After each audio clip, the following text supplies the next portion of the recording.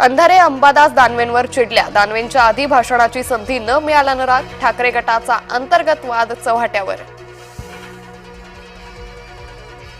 समृद्धीच्या शेवटच्या टप्प्याचं उद्घाटन कधी? मेट्रो 3 मार्गिकेतील टप्पा 2चंही लोकार्पण रखडलं. लोकार्पणाचा 1 मेचा मुहूर्त हुकला.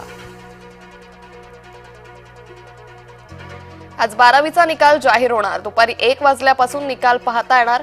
विद्यार्थ्यांसह पालकांमध्ये धाकधूक वाढली. पनवेलच्या कर्नाळा खिंडीत खासगी बसचा अपघात. बस उलटल्यानं एकाचा मृत्यू. 35हून अधिक प्रवासी जखमी. जखमींवर MGM रुग्णालयात उपचार सुरू.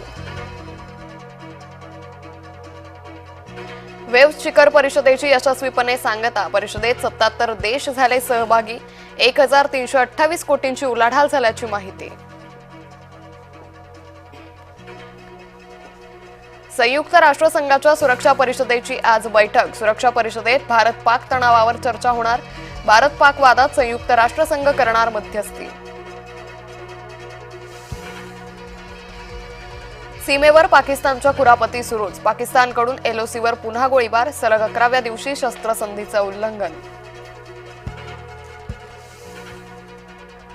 भारत-पाक तणावाच्या पार्श्वभूमीवर सैन्य अलर्टवर. फिरोजपूर कॅन्टोन्मेंट बोर्डाकडून ब्लॅकआउट सराव. सायरन वाजल्यानंतर परिसरातील सर्व दिवे बंद.